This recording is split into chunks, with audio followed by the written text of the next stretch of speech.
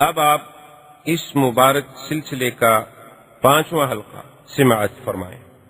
قرآن سے حدیث سے کوئی ایک لفظ تو ہمیں ملے نا، پھر اس کو پکڑنا اور پھر اس کو آگے بنانا، پھر اس کو پھیلانا، یہ ان کے لیے کوئی مشکل نہیں ہوتا۔ اللہ تبارک و تعالیٰ معاف فرمائے، آج کل جیسے آپ سنا ہوگا، دیکھا ہوگا، شاید انٹرنیٹ پر بھی اللہ کے قرآن کی آیات کو توڑ موڑ کے پیش کرنے کی سلسلہ انہوں نے شروع کر دیا۔ آیات کو بدل دیتے ہیں، اگلی پچھلے کے ساتھ لگا دی، آگے پیچھے الفاظ کر دیے، یا کچھ الفاظ آگے پیچھے بڑھا دیے، جیسے پہلے دور میں بھی لوگوں نے بڑی کوشش کی۔ تو بہرحال اس نے بھی یہ حملہ کیا، لیکن یہ بات غلط ہے، اس لیے کہ جز پر کبھی کل کا اطلاق نہیں ہوتا، ہمیشہ یاد رکھیں۔ یعنی اگر آپ جا رہے ہوں اور سڑک پر ایک ٹانگ پڑی ہو تو آپ کہیں گے آدمی کی ٹانگ پڑی ہے، یہ نہیں کہیں گے کہ آدمی پڑا ہے۔ ہاتھ پڑا ہو تو آپ کہیں گے کہ ایک آدمی کا یار ہاتھ پڑا ہے، یہ کبھی نہیں کہیں گے کہ آدمی پڑا ہے، حالانکہ ہے تو جز اس کی ہے، تو اسی کی جز، اسی کا ہاتھ کٹا ہوا ہے، اسی کی ٹانگ کٹی ہوئی ہے، لیکن جز کو کبھی کل نہیں کہتے۔ جز سے کل سمجھ تو آ سکتی ہے، لیکن جز کا اطلاق کبھی کل پہ نہیں کیا جاتا کہ ہم ایک خواب دیکھنے کو پھر نبوت پر معمول کر لیں کہ چونکہ خواب باقی ہیں لہذا نبوت بھی باقی ہے۔ حضور صلی اللہ علیہ وسلم نے بڑے عجیب عجیب خواب دیکھے، اور انبیاء کے تو خواب بھی مبارک ہوتے ہیں۔ اور خواب میں ایک بات یہ بھی یاد رکھیں کہ کبھی آدمی دیکھتا کچھ ہے اور حقیقت کچھ ہو، کبھی آدمی دیکھتا ہے اور نتیجہ اس کے برعکس ہو، کبھی آدمی بظاہر دیکھتا ہے کہ ایک بڑی خطرناک چیز ہے لیکن وہ ایک رحمت ہوتی، جیسے ایک بی بی نے سرکار دو عالم صلی اللہ علیہ وسلم رحمت دو جہاں سے کہا کہ یا رسول اللہ میں نے خواب دیکھا ہے اور بڑا ڈر گیا۔ حضور نے فرمایا ماذا ہے، کیا تم؟ انہوں نے کہا حضور میں نے دیکھا کہ آپ کے بدن کا ایک ٹکڑا کٹا، آپ کے بدن سے ایک ٹکڑا کاٹا گیا، پھر بی بی فاطمہ کے پاس آیا، پھر بی بی فاطمہ کے بدن کا ٹکڑا کٹ کے پھر میری گود میں آ گیا۔ تو حضور مجھے تو صبح سے پریشانی ہے۔ آپ نے فرمایا یہ تو بڑا اچھا مبارک خواب ہے۔ اس نے پوچھا حضور یہ کیسے مبارک خواب ہے؟ آپ نے فرمایا اللہ بی بی فاطمہ کو بچہ دیں گے، اور بچہ جو ہے وہ اپنے ماں باپ کا ٹکڑا ہوتا ہے، اور بی بی فاطمہ میرے بدن کا ٹکڑا ہے، اور وہ بچہ جو ہے تمہاری گود میں آئے گا اور تم اسے کھلاؤ۔ یہ تو بڑا مبارک خواب۔ اب حالانکہ بی بی صاحبہ اس کو کتنا خطرناک سمجھ رہی تھی، اور اس کی تعبیر جب حضور صلی اللہ علیہ وسلم نے دی تو وہ تعبیر کتنی خوشکن نکل آئی۔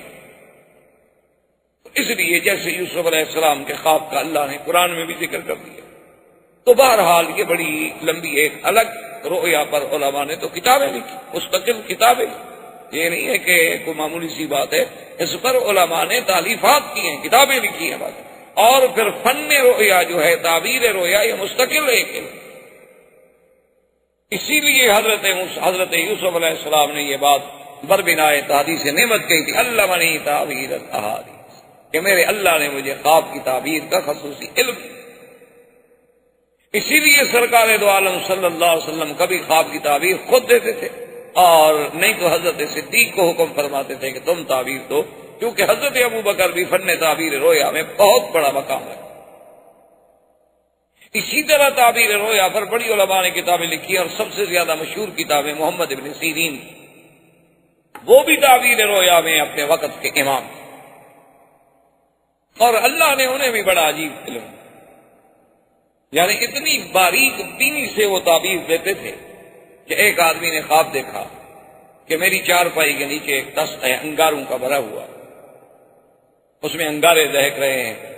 وہ حضرت محمد بن سیرین کی خدمت میں آیا، خواب بتایا، انہوں نے کہا کہ ٹھیک ہے بڑا اچھا خواب ہے، آپ کو بہت دولت ملے گی، کوئی ہیرے جواہرات ملیں گے۔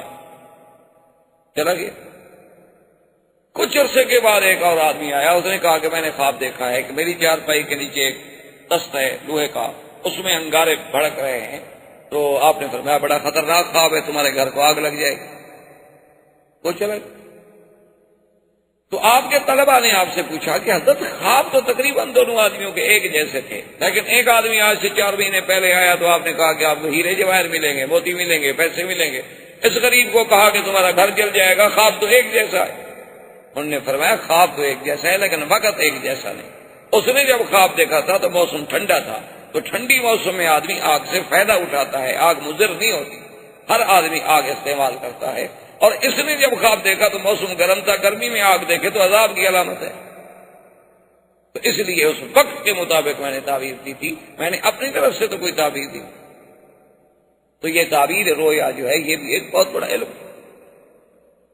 اور پھر یہ رویا کا تو سلسلہ ایسا ہے جیسے آپ نے ابتدا میں بھی پڑھا تھا اور حدیث میں بھی موجود ہے کہ حضور صلی اللہ علیہ وسلم نے فرمایا انا احدثکم، میں تمہیں بتلاتا ہوں اپنے بارے میں کہ انا دعوت ابی ابراہیم، میں اپنے ابا ابراہیم کی دعا ہوں، وانا بشارت اخی عیسیٰ، میں اپنے بھائی عیسیٰ علیہ السلام کی مبارک اور خوشخبری ہوں، وانا رؤیا امی الذی رأت، اور میں اپنی ماں کا خواب ہوں جو انہوں نے دیکھا۔ تو حضور سے پہلے اور ساتھ یہ بھی فرمایا وَهَكَذَا أُمَّهَاتُ الْأَنبِيَاءِ يَرَيْنَا، اسی طرح ہر نبی کی مائیں جو ہیں وہ خواب دیکھیں۔ تو اب حضور صلی اللہ علیہ وسلم کی زندگی میں رویا صادقہ کا ایک دور شروع ہوا کہ حضور صلی اللہ علیہ وسلم خواب دیکھتے۔ اور دوسری بات یہ اپنا حضور فرماتے ہیں جس کا ذکر بعد میں آپ نے کیا کہ عجیب بات ہوتی تھی کہ میں کبھی کبھی اکیلا پہاڑوں میں اور باہر گزر رہا ہوتا تو مجھے آواز سنائی دیتی جیسے کوئی مجھ پہ سلام کہہ رہا، اور میں جب ادھر ادھر دیکھتا تو مجھے کوئی نظر نہ آتا۔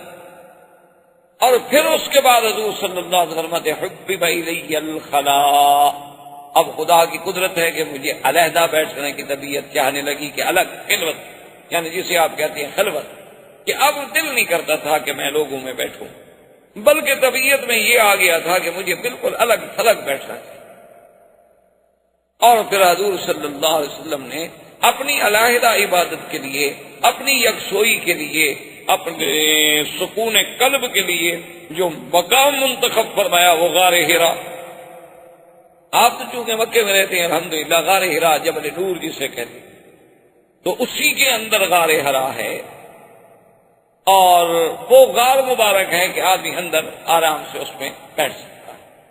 اور ویسے غار حرا پہ جانا اتنا مشکل نہیں، جیسے غار ثور پہ جانا ذرا مشکل ہے کہ وہ ذرا سفر زیادہ ہے اور چڑھائی زیادہ ہے، غار حرا پہ کوئی اتنا مشکل نہیں، اب تو راستہ بھی موجود ہے، پہلے دور میں تو راستہ بھی نہیں۔ حضور صلی اللہ علیہ وسلم فرماتے ہیں کہ میں بھی سیدہ خدیجہ الکبریٰ رضی اللہ تعالی عنہا سے کچھ اپنے لیے زاد راہ لے لیتا، کچھ پانی کی مشکیزہ زمزم کا لے لیا، کچھ ستو لے لیے، کچھ چنے لے لیے، کچھ کھانے کی چیزیں لے لی، اور پھر غار میں چلے گئے، اور 8 دن 10 دن اور کبھی کبھی مہینہ بھی حضور پاک غار سے نہیں، ایک دن۔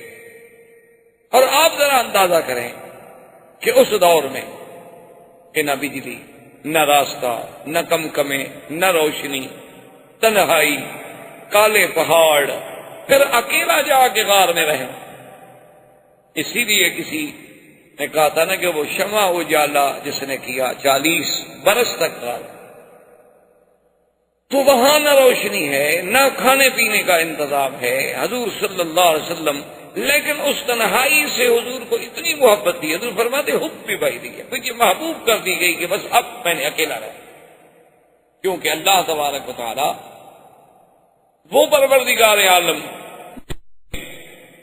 سرکار دو عالم صلی اللہ علیہ وسلم کے سر پہ ختم نبوت کا، رسالت کا، نبوت کا اور ساری انسانیت کی ہدایت کا، معلم ہونے کا تاج سر پہ پہنانا تھا، اللہ نے پھر اپنے نبی کو ہر لحاظ سے تیار تو کر رہا، یعنی آپ دیکھیں ہر لحاظ، کبھی آپ کی بچپن میں، کبھی دور رضاعت میں، کبھی بچپن میں دل صاف کیے جا رہے ہیں، جنت سے ایمان و حکمت آگے بھری جا رہی ہے، اور ایک چھوٹا ٹکڑا نکال کے ڈالا جا رہا ہے کہ ہادہ حضرت شیطان، یعنی اندر سے باہر سے جسمی، اسمی، بدنی، روحانی، ہر طرح سے اللہ پاک اپنے پاک پیغمبر کو تیار فرما رہے ہیں، نبوت رسالت، یعنی بولنے میں حضور صلی اللہ علیہ وسلم کی زندگی 40 سال میں کسی کو آپ نے گالی نہیں، یعنی آپ اندازہ فرمائیں، آپ غار میں بیٹھے ہیں۔ اچھا، پھر غار کا انتخاب کرنا، اور بھی تو مکے میں پہاڑ تھے، کوئی مکے میں ایک پہاڑ ہے، یہ تو پہاڑوں سے گرا ہوا ملک ہے، ہر طرف پہاڑ تھے۔ اچھا، کعبۃ اللہ کے بالکل قریب ترین پہاڑ تو جبل ابی قبیس ہے، اور اول جبل وضع علی الارض، سب سے پہلا پہاڑ جو دنیا میں رکھا گیا وہ جبل ابی قبیس ہے۔ لیکن حضور صلی اللہ علیہ وسلم کا غار حرا میں جانا جو ہے یہ بھی اللہ تبارک و تعالیٰ کی حکمتوں میں سے حکمت تھی کہ اللہ نے ایک طرف جانب اعلیٰ ہے اور ایک طرف جانب اسفل ہے، ایک طرف خدا ہے اور ایک طرف خدائی ہے۔ یہ مسفلہ کا علاقہ جو ہے یہ خدائی کہلاتا ہے، یہ نیچے والا ہے، اور یہ خدا ہے، یہ اعلیٰ کہلاتا ہے، اسی لیے جنت المعلیٰ یہ اونچا طرف۔ اور دیکھیں گے جب نبوت کے لیے وقت آیا تو غار حرا کا انتخاب ہوا، اور جب ہجرت کے لیے وقت آیا تو غار ثور کا انتخاب ہوا۔ یعنی ایک طرف جو ہے مقام علو ہے، اعلیٰ جانب میں بٹھایا گیا۔ اب چونکہ نبوت مل گئی ہے اور سفر ہے تو لازماً اب نزول ہے الی المدینہ، تو پھر غار یعنی ثور کا انتظام کیا گیا۔ اور یہ بات بھی دیکھیں علماء نے لکھا ہے، اور یہ بات بقائے حقائق ہیں، یعنی محض تخیل اور محبت اور پیار میں ایک فسانہ نہیں، کہ غار حرا پر اگر بیٹھ کے نظر ڈالیں تو سیدھی کعبۃ اللہ پہ نظر پڑے۔ یہ تو اب درمیان میں مکانات آ گئے، بلڈنگیں آ گئی، حالات بدل گئے، رخ بدل گئے، ورنہ یہ ہے کہ وہاں سے سیدھا کعبہ نظر آتا تھا، اور غار ثور میں بیٹھ کے اگر دیکھیں تو سیدھا کعبہ نظر آتا تھا۔ دونوں طرف سے اللہ تبارک و تعالی نے ایسا سلسلہ بنا دیا کہ حضور اگر دیکھنا چاہیں تو کعبے کو بھی دیکھتے رہے اور عبادت بھی فرماتے رہے۔ اب سرکار دو عالم صلی اللہ علیہ وسلم جب ذات راہ ختم ہو جاتی تو آپ پھر تشریف لے آتے سیدہ خدیجہ رضی اللہ تعالی عنہا کے پاس، اور اس وقت کچھ حالات اگر ہوتے مکے کے تو اس میں بھی حضور دخل عطا فرماتے، اور کسی غریب کی مدد ہوتی، کسی بیوہ کی، کسی یتیم کی، کسی مسکین کی، یعنی اتنی حضور صلی اللہ علیہ وسلم کو ہر وقت خیال رہتا تھا کہ بی بی خدیجہ کہتی ہیں کہ ایک دن دخل علیہ رسول اللہ صلی اللہ علیہ وسلم، سرکار دو عالم میرے پاس آئے، لیکن بہت ہی حزین تھے اور بہت ہی غم تھا آپ کی طبیعت پہ، آپ کے چہرے مبارک پہ بالکل غم واضح تھا۔ تو بی بی خدیجہ فرماتی ہے میں تو پریشان ہو گیا، میں نے کہا حضور کیا بات، کیوں آپ غم؟ حضور نے فرمایا خدیجہ آج میں نے کچھ اتنے مسکین لوگ دیکھے، اتنے غریب لوگ دیکھے ہیں جن کے بدن پہ کپڑا نہیں، جن کے کھانے کے پاس لیے کچھ روٹی نہیں، اور جن کے پاؤں میں پہننے کے لیے جوتے نہیں۔ ان کی غربت کو دیکھ کر میرا طبیعت جو تھی اس پہ اثر ہو گیا، مجھے غم آ گیا کہ میں ان کی کیا مدد۔ تو بی بی خدیجہ نے کہا کہ لا تحزن یا رسول اللہ، آپ کیوں کر رہا تھا، کوئی غم کرنے کے۔ تو بی بی خدیجہ نے اسی وقت غلاموں کو بھی بلایا اور اپنے کچھ رشتہ داروں کو بھی بلایا، اور بعض روایات میں ہے کہ اس وقت بھی حضرت ابو بکر صدیق رضی اللہ تعالی عنہ بھی تشریف، اور بعض روایات میں ہے کہ حضرت علی بھی، اور حضرت علی کا ہونا جو ہے وہ بالکل حقیقت، اس لیے وجہ دراصل یہ تھی کہ ابی طالب کے زمانے میں غربت کا دور تھا، کیونکہ ابی طالب جو ہے وہ بہت سخی آدمی، جیسے عبد المطلب سخی، اور پھر چونکہ مکے کی سرداری ان کے پاس تھی، اور سرداروں پر تو صاف بات ہے پھر اخراجات کا زیادہ بوجھ ہوتا ہے کہ حجاج کو سنبھالنا، زمزم کا پلانا، حجاج کی خدمت کرنا، امور کو سنبھالنا، ہر فریادی کی فریاد سننا، ان کی اعانت کرنا، ان کی مدد کرنا، تو ان پر بہت بڑا بوجھ ہوتا ہے۔ تو حضرت ابی طالب کا یہ عالم ہو گیا تھا کہ اچھی طرح سے اپنی پوری اولاد کو کھانا بھی نہیں دے سکتے۔ تو اس وقت ابی طالب کے کچھ عزیز، کچھ رشتہ دار بنو طالب جو تھے، بنی ہاشم جو تھے وہ کٹے ہوئے، ان میں حضور بھی تھے صلی اللہ علیہ وسلم۔ انہوں نے آ کر ابو طالب سے یہ کہا کہ یا رسول اللہ صلی اللہ علیہ وسلم، ہم یہ چاہتے ہیں کہ ابی طالب کے پاس چلیں۔ ابی طالب کے پاس آئے، ان سے کہا کہ ابو طالب تم سردار ہو ہم سب کے، اور بنو ہاشم کا ناک ہو، تمہارے ساتھ ہی ہماری عزت وابستہ ہے، اور ہمیں پتہ ہے کہ آپ کو بڑی تکلیف ہے، آپ اتنے اخراجات کے متحمل نہیں ہو سکتے، تو آپ ایسا کریں کہ ایک ایک بچہ جو ہے نا اپنا ہمیں دے، کہ مختلف گھر ہیں، ہر بچے کی ذمہ داری ایک گھر اٹھا لے گا، وہ اس گھر میں رہے گا، کھائے گا، پیے گا، آئے گا آپ کے پاس، تو آپ سے بوجھ جو ہے وہ بٹ جائے گا۔ تو انہوں نے کہا کہ اچھا فترکونی عقیلا، میرا ایک بیٹا عقیل بڑا جو ہے اس کو تو میرے پاس رہنے دو، اور باقی بچے ٹھیک ہے، تم بھی تو چاچے ہو، خالہ ہو، ماموں ہو، عزیز ہو، کوئی فرق نہیں پڑتا، تم لے جاؤ۔ تو حضرت علی حضور کے گھر میں آ گئے، اس وجہ سے تو وہ بی بی خدیجہ کے گھر میں تربیت لیتے ہیں۔ یعنی یہ بھی اللہ کی حکمتیں تھیں کہ اللہ نے حضرت علی کو حضور صلی اللہ علیہ وسلم کے قریب کرنا. تو حضرت علی رضی اللہ تعالیٰ عنہ کا جو بچپن ہے ابتدائی، وہ سارا سیدہ خدیجہ کے گھر میں گزرا اور قربت رسول پاک صلی اللہ علیہ وسلم. تو لہذا یعنی یہ بات بعید نہیں ہے کہ اس وقت حضرت علی بھی تھے، تو جب سارے رشتہ دار آ گئے، ابو بکر بھی آ گئے، ان کے غلام بھی آ گئے اور رشتہ دار بھی آ گئے، تو بی بی خدیجہ نے میسرہ کو حکم دیا کہ اندر سے درہم و دینار جو ہیں ان کی وہ تھیلیاں جو ہے لے آؤ اور حضور کے سامنے انڈے. اس زمانے میں درہم و دینار ہوتے تھے، یہ کاغذ کی چیزیں، کاغذ کے نوٹ اور کاغذ کے پیسے تو یہ بہت بعد میں بنائے گئے. پہلے تو چونکہ اعتماد جو ہے وہ سونے اور چاندی میں ہوتا تھا، یا درہم یا دینار. اس کے نام مختلف ہوتے تھے، ہر علاقے کے اپنے اپنے نام ہوتے تھے، لیکن بنیاد جو تھی کرنسی کی وہ سونے اور چاندی تھی. اور اسلام بھی اصل میں جو بنیاد سمجھتا ہے نا معاملات کی، وہ سونے اور چاندی کو سمجھتا. یہ بھی ایک دراصل یعنی بہت بڑا اقتصادی مسئلہ ہے کہ اس کو سے ہٹ کر ہم کاغذوں پہ آ گئے. اگر ہم اسی اصل پہ رہتے تو کبھی ملک اتنے نقصان میں نہ آتے جو آج اقتصادی تباہی کا شکار ہوتے. کیونکہ صاف بات ہے نا جی، پیسے چھاپنا تو مشکل نہیں ہوتا نا، پریس میں آپ نے نوٹ ہی چھاپتے چلے گئے، چھاپتے چلے گئے، چھاپتے چلے گئے، آخر مر گئے. لیکن جب ہوتا ہی سونا چاندی تو آپ کہاں سے لے آتے سونا چاندی؟ جتنا ہوتا اتنی پاؤں پھیلاتے آپ. اسی لیے علماء لکھتے ہیں نا کہ اگر آپ نے آج سے 40 سال پہلے شادی کی تھی اور اپنی بیوی کو کہا تھا کہ میں 10,000 روپے حق مار دوں گا، تو آج اس 10,000 کی کیا حیثیت ہے جناب؟ اس وقت تو 10,000، 40 سال پہلے تو 10,000 ایک بہت بڑی بات تھی. لیکن وہ آپ نے ادا کیے 40 سال بعد، اب تو وہ 10,000 یا 10 روپے کے برابر بھی نہیں رہے. اس لیے علماء کہتے تھے کہ ایسے معاہدات جو ہیں وہ بھی سونا چاندی رکھا جائے بجائے پیسے، کہ جب بھی حق المار کا فیصلہ ہو سونے چاندی سے ہو، چاہے نقد ہو یا ادھار ہو، لکھا جائے کہ 10 تولے سونا یا 20 تولے سونا، تاکہ جب بھی کبھی عورت کو ملے کوئی چیز تو ملے. محض تلاوب نہ ہو لکھا ہوا ہو کاغذوں میں ہم نے 1 لاکھ روپیہ مہر دے دی، اور آج آپ 1 لاکھ روپے دیتے ہیں 7,000 ریال بھی نہیں بنے. 7,000 ریال سے کیا کر لیں بیچارے. تو بہر صورت میرے کہنے کا مقصد یہ ہے کہ بی بی خدیجہ نے حکم دیا تو میسرہ غلام نے آ کر آپ کے سامنے اتنا درہم و دینار ڈالے کہ مورخین کہتے ہیں کہ حضور ان کے سامنے چھپ گئے، یعنی اتنا اونچی ہو گئی وہ ڈھیری.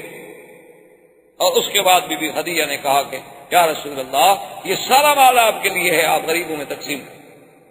آپ غمگین کیوں ہوتے ہیں، پریشان کیوں ہوتے ہیں، اداس کیوں ہوتے ہیں؟ لٹا دیں آپ، مال میرا ہے لیکن ہاتھ آپ کا ہو. حضور صلی اللہ علیہ وسلم نے وہ سارا مال غریبوں میں تقسیم. حضور نے کہاں گھر میں رکھنا تھا، وہ رحمت تو جہاں اسے دنیا سے کرتا. تو آقا انعامدار صلی اللہ علیہ وعلا آلہ واصحابہ وسلم تسلیما کثیرا کثیرا فرماتے ہیں کہ میں غار میں بیٹھا تھا، عبادت میں مشغول تھا، کہ ایک آدمی ایسے سامنے، ایک تو اس کے آنے کا انداز ایسا تھا کہ میں حیران ہو گیا کہ یہ کیسے سامنے سے ایسے ہوا میں فضا میں کیسے آ رہا ہے. اور جب وہ میرے پاس آیا، آ کے اس نے سلام کیا، اور اس کے پاس ایک ریشمی کپڑا تھا، اس کپڑے میں کچھ لکھی ہوئی چیز.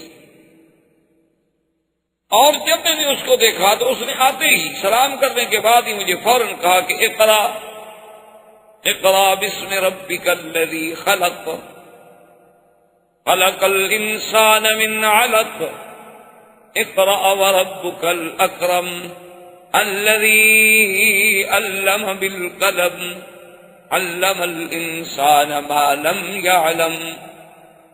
اس نے کہا کہ اقرا پڑھو. اس لیے ہمیشہ یاد رکھیں کہ بعض لوگ کہتے ہیں نا کہ جبریل نے ویسے کہا تھا پڑھو، تو صرف اگر پڑھنا ہوتا تو وہ حضور کے لیے کون سی مشکل بات تھی. حضور عرب ہیں اور جبریل بھی عربی زبان میں کلام کہہ رہا ہے، تو عربی کو اگر آپ کہیں، عربی زبان کو میرے ساتھ دہراتے جاؤ تو کون سی مشکل بات ہے. جیسے آپ کسی ہندوستان کے آدمی سے کہیں کہ جی میں اردو میں بات کرتا ہوں، آپ وہی لفظ کہتے جائیں کہ جی میں آج حرم شریف جاؤں گا، تو اس لفظ کا کہنا اس کے لیے کیا مشکل ہے بھائی؟ حضور صلی اللہ علیہ وسلم کے لیے کہنا کیا مشکل تھا کہ حضور نے فرمایا ما انا بقارئ، کہ اے آنے والے میں پڑھا ہوا نہیں. تو اس لیے محدثین کرام نے لکھا اور بہت ساری روایات سے اس پہ روشنی بھی پڑتی ہے کہ دراصل وہ ریشمی کپڑے پہ یہ آیات مبارک لکھی ہوئی تھی اور وہ حضور کے سامنے انہوں نے رکھی اور کہا کہ اقرا. اب حضور نے کہا کہ ما انا بقارئ، کہ میں تو پڑھا ہوا نہیں، میں کیا پڑھوں، کیونکہ حضور صلی اللہ علیہ وسلم تو کسی مدرسے میں گئے نہیں، حضور صلی اللہ علیہ وسلم نے تو کسی استاد سے پڑھا نہیں. اس میں کئی حکمتیں تھیں. علماء نے لکھا کہ سب سے بڑی حکمت تو یہ تھی کہ اگر حضور شام تشریف لے جاتے یا اور ملک میں تشریف لے جاتے، اس وقت بھی تو لوگ آخر تھوڑے بہت یعنی دانا دانا تو پڑے ہوئے موجود تھے، تو کل کو دشمنوں کو تہمت لگانے کا موقع ملتا کہ شاید یہ قرآن حضور نے خود لکھا ہو، خود بنایا ہو. لیکن وہ نبی جس نے کبھی ایک لفظ نہ پڑھا ہو اور قرآن پڑھ کے سنا دے، تو نبی امی ہونا جو تھا وہ دراصل آپ کی صداقت کی دلیل تھی کہ آپ نے پڑھا کوئی نہیں، لیکن ایسا کلام پڑھا رہے ہیں اور ایسا کلام پڑھ رہے ہیں کہ جس کا کوئی دنیا سے بڑا ادیب، بڑے سے بڑا شاعر، بڑے سے بڑا فصیح انسان جو ہے وہ بھی مقابلہ نہیں کر سکتا. تو حضور صلی اللہ علیہ وسلم فرماتے ہیں کہ میں نے کہا ما انا بقارئ، میں پڑھا ہوا نہیں. اس نے پھر کہا اقرا، کہ حضور پڑھے. حضور نے فرمایا ما انا بقارئ، میں پڑھا ہوا نہیں. اس نے پھر کہا، عرض کیا اقرا، حضور پڑھیں. آپ نے فرمایا ما انا بقارئ، میں پڑھا ہوا نہیں. اب حضور فرماتے ہیں، بخاری شریف میں بھی الفاظ موجود، فَزَمَّنِي ذَمَّةً شَدِيدَةً، کہ جبریل نے مجھے سینے سے لگا کے بھینچا. اللہ اکبر. اب یہ اتصال ہو رہا ہے نا رسول نوری کا رسول بشری کے ساتھ، کیونکہ جبریل بھی تو رسول ہے، جبریل تو پیغمبر ہے اور وہ نوری ہے، وہ رسول ہے اللہ کی طرف سے نبی تک، اور میرے مدنی رسول ہیں آگے ساری کائنات کے لیے. تو اب دو رسولوں کا اتصال جو ہوا، تو اب لقاء جو ہے لقاء نور مع البشر، اور اس بھیجنے کا، اس سینے سے لگانے کا ایسا اثر ہوا کہ حضور فرماتے ہیں کہ جب اس نے پھر کہا تو میں نے پڑھا اقرا بسم ربک الذی خلق. تو دراصل علماء کہتے ہیں کہ اللہ تبارک و تعالیٰ نے اس طریقے سے وہ علم جو تھا حضور صلی اللہ علیہ وسلم کے سینے میں منتقل فرمایا. علوم جو ہیں کبھی نظر سے بھی منتقل ہو جاتے ہیں، اور علوم جو ہیں کبھی اپنے انسان کے ملنے سے بھی منتقل ہو جاتے ہیں. لیکن یہ باتیں سمجھائی نہیں جاتی. یہ وہ باتیں ہیں جن کا وقائع اور حقائق سے تعلق ہے. جب تک آدمی اس میں سے خود نہ گزرے وہ سمجھ نہیں سکتا. سہارنپور کا ایک واقعہ ہے، حضرت مولانا خلیل احمد صاحب سہارنپوری رحمۃ اللہ علیہ، جو بہت بڑے محدث گزرے ہیں، جن کی حدیث پہ بڑی بڑی شروحات ہیں، بہت بڑے محدث زماں گزرے ہیں، ساری زندگی جنہوں نے حدیث مبارک کی خدمت کی. اور یعنی یوں اندازہ کریں کہ حضرت شیخ الحدیث مولانا زکریا رحمۃ اللہ علیہ کے بھی استاد تھے، میرے والد صاحب رحمۃ اللہ علیہ کے بھی استاد تھے. تو اس دور میں ایک رواج تھا کہ دارالعلوم دیوبند کے علماء آتے تھے سہارنپور کا امتحان لینے کے لیے، اور سہارنپور کے علماء جاتے تھے دارالعلوم دیوبند کے امتحان لینے کے لیے، کیونکہ دینی مدارس سے آپس میں امتحان ہوتے تھے. کوئی ڈگری شگری کا تو مسئلہ ہوتا نہیں تھا، یہ ڈگریاں اور شہادات اور یہ تو کوئی مسئلہ ہی نہیں، کیونکہ ان کے تو مطمع نظر یہ ہوتا تھا کہ ہمارے مدرسے سے نکلنے والا آدمی کہیں سرکاری نوکر نہ بن جائے. اگر ہم نے اس کو ڈگری دے دی تو جا کے نوکری کر لے گا، پھر ہمارا مشن جو ہے وہ ختم. اس لیے وہاں کوئی ڈگری شگری نہیں ہوتی. اور جدید لوگوں کے دماغ میں یہ بھوت سوار ہو گیا کہ ان مولویوں کو آتا کچھ نہیں، ان کے پاس ڈگری تو ہوتی نہیں. آتا تو صرف اس کو ہے جس کے پاس ڈگری ہو، چاہے لفظ ڈگری کا ترجمہ بھی نہ کر سکتا ہو. یعنی اس سے کہو کہ جو تمہارے پاس ڈگری ہے، ڈپلوما ہے، اسی کا لفظ کا تو ترجمہ کر تو کیا بنتا ہے، شاید وہ بھی نہ کر سکے. لیکن چونکہ اس کے پاس ڈگری ہے اور مولوی غریب کے پاس ڈگری نہیں. اصل وجہ یہ ہوتی تھی کہ علماء نے یہ سلسلہ رکھا تھا. آج آپ نے دیکھ لیا نا جی، ہمارے مدارس دینیہ کے جو مدارس ہیں، اب وفاق المدارس کی سند جو ہے وہ ایم اے کے برابر ہو گئی. سب لوگ سکولوں میں چلے گئے، علم ختم. سکولوں میں بیٹھے ہوئے وہیں پڑھا رہے ہیں الف انار بے بلی، اے حکا کا کتا. کیوں؟ انگریز نے جو یہی پڑھایا تھا، اے ایپل. یہ اے الف سے اللہ کیوں پڑھاتے ہیں مسلمان کے بچے کو؟ یہ بے سے بیت اللہ کیوں پڑھاتے؟ بے سے بلی ہی پڑھانی تھی نا انہوں نے. یہ حج ہا سے حج کیوں پڑھاتے؟ ہے سے حکا ہی پڑھانا تھا. کاف سے کعبہ کیوں پڑھاتے؟ کاف سے انہوں نے کتا ہی پڑھانا تھا، کیونکہ کتے کی نسل سے یہ لائے تھے یہ لوگ. نہ ایمان سے کہیں کیا کاف سے کعبہ نہیں بن سکتا؟ با سے بیت اللہ نہیں بن سکتا؟ الف سے اللہ نہیں بن سکتا؟ میم سے مدینہ مکہ نہیں بن سکتا؟ کیا وجہ ہے اگر ہم اس بلی کتے کے پیچھے آج تک بھاگ رہے ہیں؟ بہرحال ہم سیرت کے موضوع سے نہ ہٹ جائیں تو حضور صلی اللہ علیہ وآلہ وصحبہ وسلم کہ اب دیکھیں علوم کا ایک نقل کا یہ بھی طریقہ ہوتا ہے کہ جب علماء دیوبند امتحان لینے کے لیے انہیں شکایت کی گئی کہ فلاں طالب العلم جو ہے وہ حضرت خلیل احمد صاحب سہارنپوری کی خدمت میں رہتا ہے، ہر وقت ان کی خدمت کرتا ہے، کپڑے دھوتا ہے، گھر کا کام کرتا ہے، پڑھتا زیادہ نہیں. تو اب جو ممتحن تھے، اور ممتحن بھی کون تھے؟ شیخ الہند. ممتحن تیرے میرے جیسا تو نہیں تھا، ممتحن وہ تھا سینے مالٹا. ممتحن وہ تھا جس نے مالٹے میں بیٹھ کے ترجمہ قرآن لکھا کہ اس کے مقابلے پر آج تک کوئی ترجمہ ماں کا لال نہیں لکھ سکا. سب نے اس سے نقل کیا، جنہوں نے بعد میں لکھا ہے سب نے اس سے نقل کیا. ان لوگوں نے بھی نقل کیا جو عقیدے میں اس کے دشمن ہیں، انہوں نے بھی اعتراف کیا، مانا کہ ہم نے فائدہ اٹھایا ہے ان کے ترجمے. اور انہوں نے کہاں لکھا تھا؟ مالٹے میں بیٹھ کر، کوئی کتاب نہیں، کوئی مرجع نہیں، کوئی مطالعے کا ذریعہ نہیں، بس اپنے دماغ کے زور سے بیٹھے ترجمہ لکھ رہے ہیں. یہ وہ مولوی تھے نا جن کے پاس ڈگری نہیں ہوتی. شیخ الاسلام ابن تیمیہ نے جیل میں بیٹھ کر قرآن کی تفسیر جو تھی کولے کے ساتھ جیل کی دیواروں پہ لکھ دی سارے قرآن کی تفسیر، کیونکہ کاغذ وہ نہیں دیتے، قلم وہ نہیں دیتے. کیا کریں؟ تو وہ باورچی کو کہہ دیا تھا کہ جب تم روٹی پکاؤ وہاں جو کولے شولے بچ جائے نا وہ لے آیا کرو.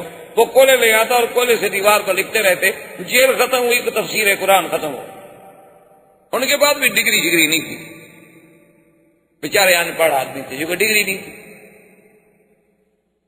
تو اب جناب یہ ہے کہ جب وہ آئے تو حضرت شیخ الہند نے سب سے پہلے اسی طالب کو بلایا.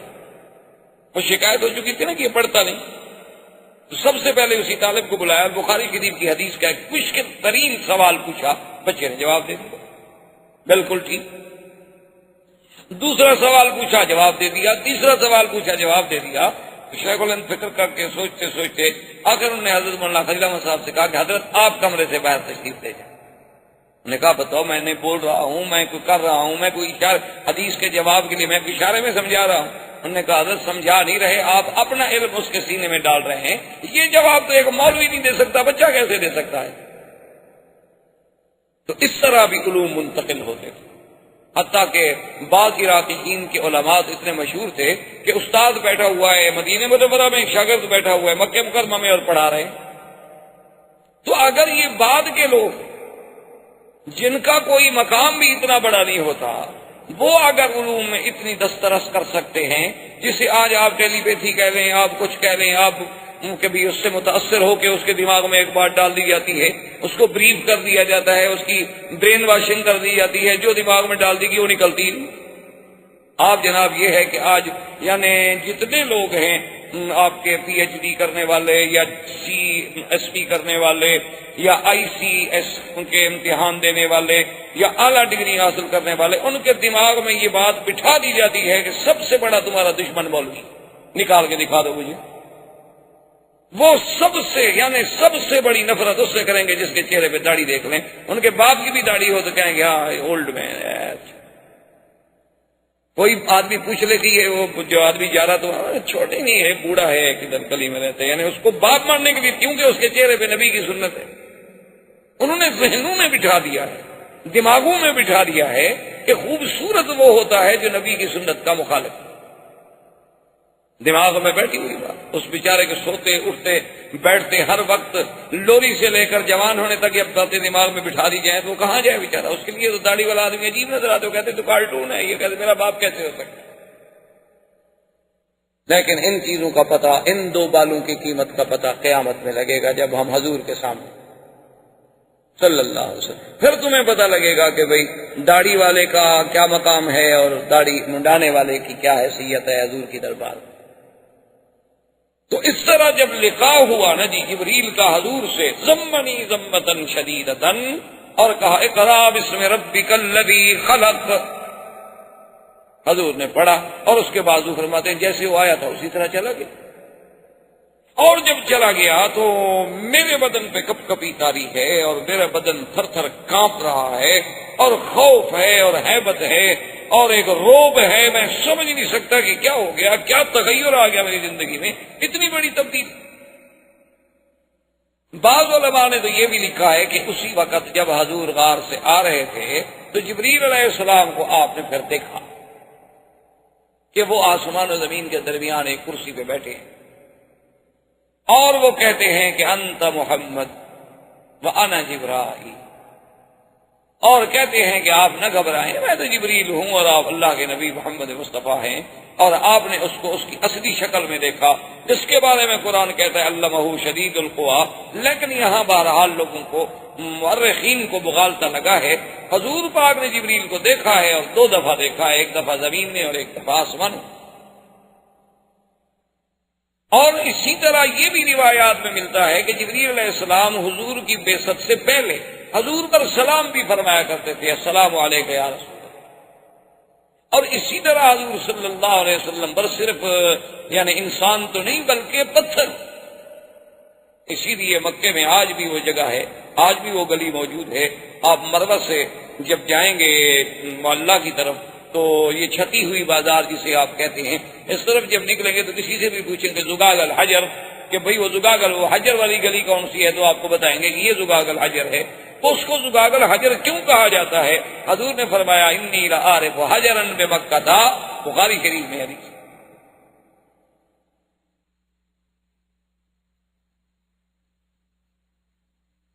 فرمایا انی لعارف حجرا بمکہ یسلم علی قبل ان بعثت، او کما قال النبی صلی اللہ علیہ وسلم۔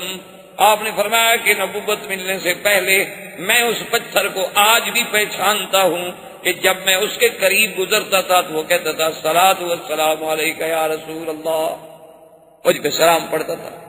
یعنی یہ لفظ نہیں ضروری، مقصد ہے کہ وہ سلام کہتا، تو پتھر بھی سلام کہتے، اور کیوں نہ کہیں، ابھی تو حضور ماں کے پیٹ میں تھے کہ پتھروں سے آوازیں آتی تھیں اور مبارکیں آتی تھیں کہ ابشری ابشری یا آمنہ قد حملت بمحمد، مبارک ہو تمہارے پیٹ میں کون سا خوش قسمت بچہ۔ اور یہ کیوں نہ، حضور صلی اللہ علیہ وسلم نے جبریل کو دیکھا۔ اور یہ بھی مسئلہ یاد رکھیں کہ 1,24,000 نبی میں کسی پیغمبر نے جبریل کو اس کی اصلی شکل میں نہیں دیکھا ما سوائے سرکار دو عالم صلی اللہ علیہ وسلم۔ کسی پیغمبر، کسی نبی نے جبریل کو تو دیکھا ہے، لیکن اصلی صورت جو اللہ نے جبریل کی اصلی صورت بنائی ہے، جس پہ جبریل کو پیدا کیا گیا، اس صورت پہ کسی نے نہیں دیکھا اور نہ کوئی دیکھ سکتا ہے۔ بلکہ حضرت ابن عباس کی ایک روایت ہے کہ اگر کسی انسان کی اتفاقاً جبریل پہ نظر پڑ جائے تو وہ آدمی اندھا ہو۔ وجہ کیا ہے؟ آپ دیکھیں نا، یہ آپ سورج کی طرف دیکھیں تو پھر آپ کی آنکھیں بند ہو جاتی ہیں کہ نہیں ہو جاتی؟ چونکہ کیسے نور کا مقابلہ کریں، کیسے اس شعاع کا مقابلہ کریں؟ تو وہ نور جو ہوتا ہے اللہ کے فرشتے کا، چونکہ تو نوری مخلوق ہے، اس نور کا اتنا اثر ہوتا ہے کہ آگے والا نور ختم ہو جاتا ہے۔ آپ دیکھیں نا جیسے ابھی یہ بتیاں جل رہی ہیں، کیسے نور نظر آ رہا ہے، لیکن اگر سورج نکل آئے تو اس کی کیا حیثیت ہوگی؟ اس میں کوئی شبہ نہیں کہ سرکار دو عالم صلی اللہ علیہ وسلم نے جبریل علیہ السلام کو 2 دفعہ دیکھا، یاد رکھیں، ایک دفعہ دنیا میں اور ایک دفعہ آسمان۔ اور اصلی صورت میں دیکھنے اور دکھانے کی وجہ کیا تھی یہ بھی یاد رکھ لیں، تاکہ خدا نہ کرے، خدا نہ کرے، خدا نہ کرے کوئی دشمن اسلام، کوئی عدو، کوئی مستشرق، کوئی یہودی، کوئی نصرانی، کوئی وثنی، کوئی ہندو کل کو یہ کہے کہ جی کیا پتا جو آدمی آیا تھا جس نے پڑھایا تھا اقرأ باسم ربک الذی خلق، پتہ نہیں وہ کون تھا، حضور نے اس کو جانا تو نہیں، حضور نے کبھی اس کو دیکھا تو تھا نہیں۔ تو اللہ نے صرف لکھا نہیں، لکھا کے ساتھ رویت بھی کرائی، اور رویت 2 دفعہ ہوئی۔ اب البتہ اس میں ذرا اختلاف ہے کہ یہ رویت جو ہے اب وحی آنے کے فوراً بعد ہوئی یا وحی آنے کے بعد کافی مدت کے بعد حضور صلی اللہ علیہ وسلم نے فرمایا کہ جبرائیل میں تجھے تیری اصلی صورت میں دیکھنا چاہتا ہوں، کبھی تم مجھے اپنی اصلی صورت دکھاؤ۔ تو جبریل نے کہا کہ بہت اچھا یا رسول اللہ۔ تو حضور فرماتے ہیں کہ حضور اجیاد محلے میں کھڑے تھے، یہ محلہ جو جیاد ہے، اور جبریل سامنے آیا، کہا کہ 70 الافقا، کہ پورا افق جو ہے، افق کا معنی جو آسمان و زمین تک آپ کو کھڑا نظر آ رہا ہے، کہ سارے کا سارا افق بھر گیا. حضور صلی اللہ علیہ وسلم مغشیا، حضور بے ہوش ہو کے گر گئے. اسی کو قرآن پاک نے فرمایا ثم دنا فتدلى فكان قاب قوسين او ادنى. اللہ نے فرمایا کہ پھر وہ قریب آیا، پھر لٹ کے قریب آیا جبریل جلدی سے، اور اس نے کہا کہ انت رسول اللہ وانا جبرائیل، کہ محمد مصطفیٰ آپ کیوں ڈر رہے ہیں، میں تو جبریل ہوں اور آپ تو اللہ کے رسول ہیں. حضور صلی اللہ علیہ وسلم نے فرمایا کہ جبرائیل کمال ہے، یہ سارا افق تمہارے پروں سے بھر گیا. اس نے کہا حضور میں نے تو ابھی پورے پر بھی نہیں کھولے تھے، ابھی تو میں نے تھوڑے سے کھولے تھے. آپ نے دیکھا نا جیسے مور کبھی پر کھولتا ہے، کبھی تھوڑے سے، کبھی آدھے سے، کبھی پھر پورے کھول لیتا ہے. اس نے کہا حضور میں نے تو ابھی پورے پر بھی نہیں کھولے تھے. اور حضور فرماتے ہیں کہ بلہو ستم یاد جناحن، اللہ نے جبریل کو 600 پر دیے ہیں. اور ایک روایت میں انہوں نے کہا حضور میں نے تو ابھی 2 پر کھولے تھے اپنے. حضور نے فرمایا اچھا جبریل کوئی اور بھی اللہ کا فرشتہ ہے جو تم سے بھی زیادہ پروں والا ہو؟ تو اس نے عرض کیا کہ یا رسول اللہ، اور اللہ کے بڑے فرشتے ہیں جن کے 5,000 ہزار پر ہیں، میرا تو صرف 600 پر ہے. تو ایک دفعہ جبریل علیہ السلام کو حضور نے دیکھا زمین، اور ایک دفعہ آسمانوں میں جب معراج پہ گئے، زندگی باقی وہاں تک پہنچے تو انشاءاللہ وہ عرض کریں گے. تو بہرحال اب حضور صلی اللہ علیہ وسلم اس وحی آنے کے بعد وہ کیفیت، کیونکہ اللہ کا کلام، اس کا اثر، لقاء جبرائیل اور رسول نوری کا اتصال نور رسول بشری سے، اور اس سب کا تحیر کہ حضور بڑی طبیعت پہ اثر ہے، کانپتے ہیں، گھبراہٹ ہے، خوف ہے. اور سب سے پہلے حضور سیدہ خدیجہ رضی اللہ تعالیٰ عنہ کے گھر میں تشریف لائے اور فرمایا زملونی، کہ خدیجہ مجھ پہ کپڑا ڈالو، کپڑا ڈالو. بی بی خدیجہ نے دیکھا کہ حضور پاک کے چہرے مبارک پر رنگ اڑا ہوا ہے، گھبراہٹ ہے. تو آپ نے پوچھا کہ کیا بات ہے؟ اس نے کہا کہ میں نے ایسے ایسے دیکھا ہے. تو بی بی خدیجہ نے پتہ ہے کیا لفظ کہے؟ اس نے کہا حضور آپ ڈر رہے ہیں کہ شاید کوئی جن کا اثر ہو. لیکن انہوں نے کہا کہ واللہ واللہ خدا کی قسم ہے مجھے محمد مصطفیٰ انک لتصل الرحم، تم تو رحم رشتے داروں کے ساتھ مہربانی کرنے والے، مصیبت میں کے مارے ہوں کی مدد کرنے والے، بیواؤں کے سر پہ چادر ڈالنے والے، یتیموں کے سر پہ ہاتھ رکھنے والے، غریبوں کی مدد کرنے والے. میرا مدنی آپ کیوں گھبرا رہے ہیں؟ آپ کو کبھی کچھ نہیں ہوگا، آپ بالکل ٹھیک ہیں، بالکل نہ ڈریں. حضور نے فرمایا بہرحال میرے اوپر ایک خوف ہے، اللہ جانے کی کیا بات. ایسی ایک چیز آئی، ایک بندے کی شکل میں آدمی آیا، اور آتے ہی اس نے مجھے کہا کہ پڑھو اقرا بسم ربک الذی خلق، اور میں نے کہا مانا میں کرے. تو بی بی خدیجہ چونکہ بہت بڑی دانا خاتون، اس نے کہا حضور آپ ذرا تسلی فرمائیں، بالکل نہ گھبرائیں، میں آپ کو لے کے جاتی ہوں ورقہ ابن نوفل کے پاس. اس زمانے میں ورقہ ابن نوفل جو ہیں وہ دین نصارہ پہ، یعنی نصرانیت کے دین پہ تھے، اور صحیح دین پہ تھے، عیسیٰ علیہ السلام کی صحیح ماننے والے، یعنی وہ نہ مشرک تھے اور نہ عیسیٰ علیہ السلام کو خدا مانتے تھے، بالکل صحیح عیسیٰ علیہ السلام کی رسالت اور نبوت اور دین پہ قائم تھے. اسی طرح ایک اور تھے ساعدہ، وہ بہت بڑا حکیم تھا، اور اس کے جناب طب اور اس کے اثرات ایسے تھے کہ جنگل کے شیر آگے اس کے ساتھ بیٹھے رہتے، جنگل کے شیر، چیتے، بگیاڑ، جنگل کے جانور، اور ان کو کہتا چلے جاؤ چلے جاؤ، تو کہتا بیٹھ جاؤ تو بیٹھ جاؤ. تو بی بی خدیجہ کا رشتہ بھی تھا ورقہ ابن نوفل سے، قرابت داری بھی. تو بی بی خدیجہ جلدی سے حضور صلی اللہ علیہ وسلم کو لے کر ورقہ ابن نوفل کے پاس آئی، اور ورقہ سے کہا کہ حل رأیتا مارا ابن اب نے کہا دیکھو تمہارے بھائی کے بیٹے نے کیا چیز دیکھی ہے. تو ورقہ ابن نوفل نے کہا کہ ہاں مجھے بتاؤ کیا بات ہے. بہرحال گھبرانے کی تو بات کوئی نہیں ہوگی، چونکہ محمد پاک تو ان لوگوں میں ہے جو ہمیشہ غریبوں کے کام آتے. جب حضور نے ساری کیفیت، ساری واقعہ سنایا کہ میں ایسے غار میں بیٹھا تھا، ایسی عبادت کر رہا تھا، ایسے میرے سامنے ایک آدمی آیا، اس نے آ کے مجھے یوں کہا. ورقہ سوچ رہے ہیں، سن رہے ہیں. جب حضور پاک نے بات ختم کی تو نے کہا ابشری یا خدیجہ، خدیجہ تمہیں مبارک ہو، ھذا الناموس الاکبر، یہ وہی جبریل ہے الذی نزل علی موسیٰ، جو موسیٰ علیہ السلام. مبارک ہو، یہ تو تمہارا شوہر جو ہے تو اللہ کا نبی ہے، اس پہ تو وحی اتری.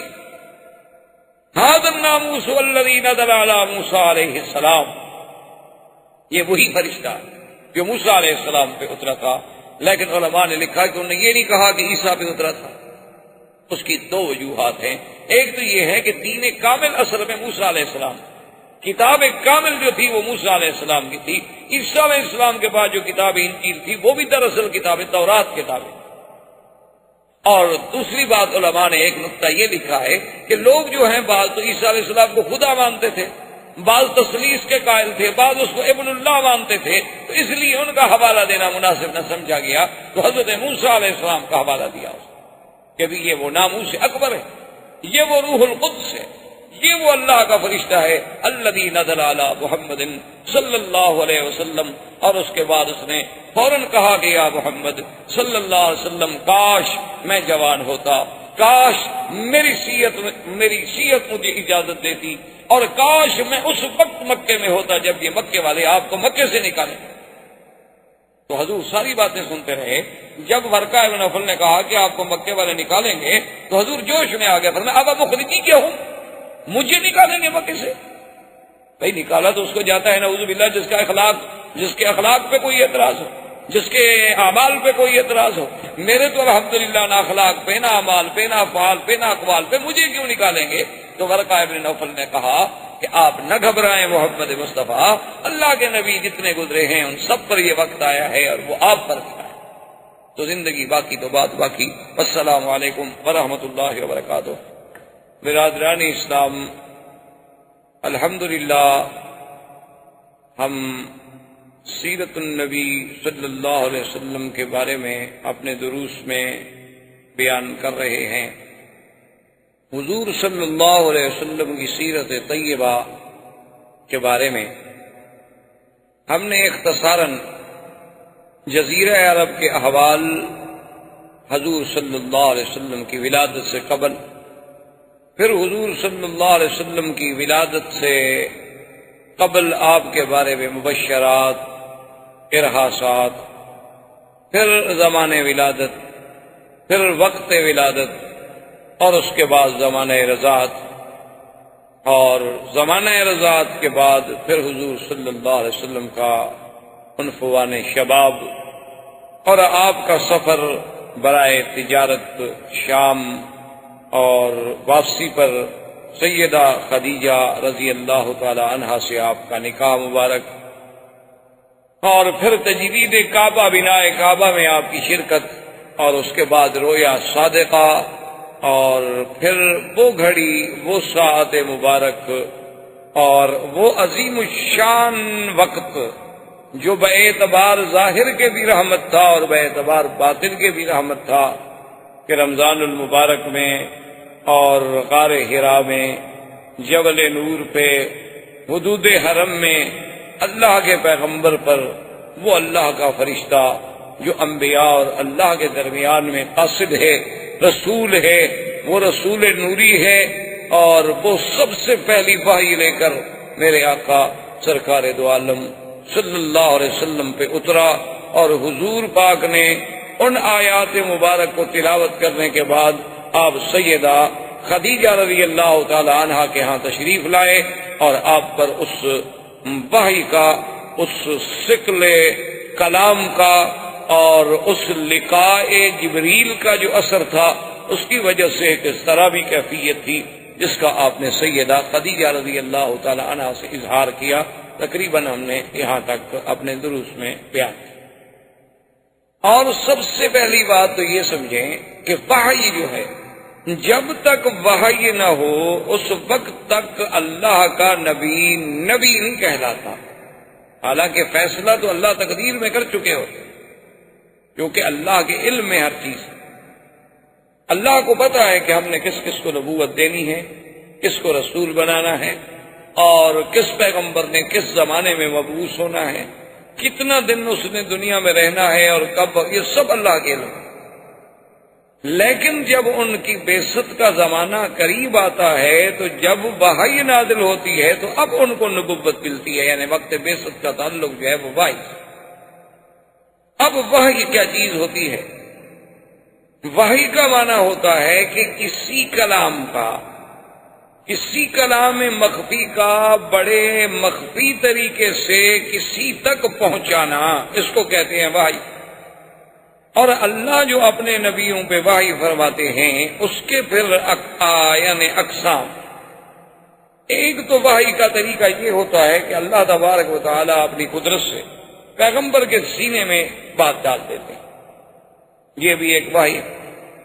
اور ایک طریقہ یہ ہوتا ہے کہ اللہ کا فرشتہ وحی لے کے آتا ہے، لیکن وہ اللہ کے حکم سے پیغمبر کے دل پہ القاء کرتا ہے۔ یعنی ایک تو اللہ نے خود براہ راست وحی ڈال دی، درمیان میں کوئی فرشتہ نہیں، اللہ تبارک و تعالیٰ نے پیغمبر کے دل میں ایک بات کا القاء کر دیا۔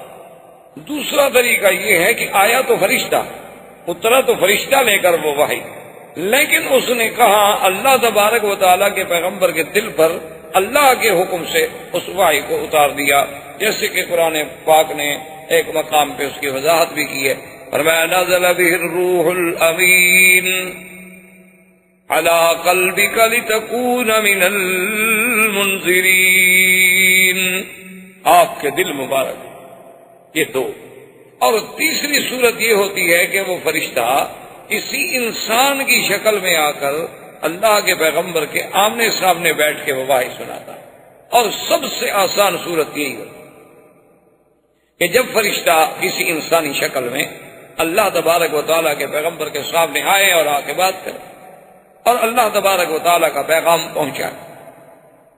تو جبریل علیہ السلام جب پہلی دفعہ آئے ہیں تو وہ اسی صورت میں، یعنی جبریل علیہ السلام جب آئے وحی لے کر، جب سب سے پہلی وہ 5 آیتیں مبارک جو تھیں اقرا بسم ربک الذی خلق، وہ نازل ہوئی تو جبریل ایک انسانی شکل میں آئے، لیکن چونکہ حضور صلی اللہ علیہ وسلم نے پہلے جبریل کو دیکھا نہیں تھا اور اس سے پہلے کبھی آپ پر وحی نہیں اتری تھی، اور پھر اللہ کے کلام کا جو اثر ہوتا ہے وہ کوئی معمولی سا اثر تو نہیں ہوتا۔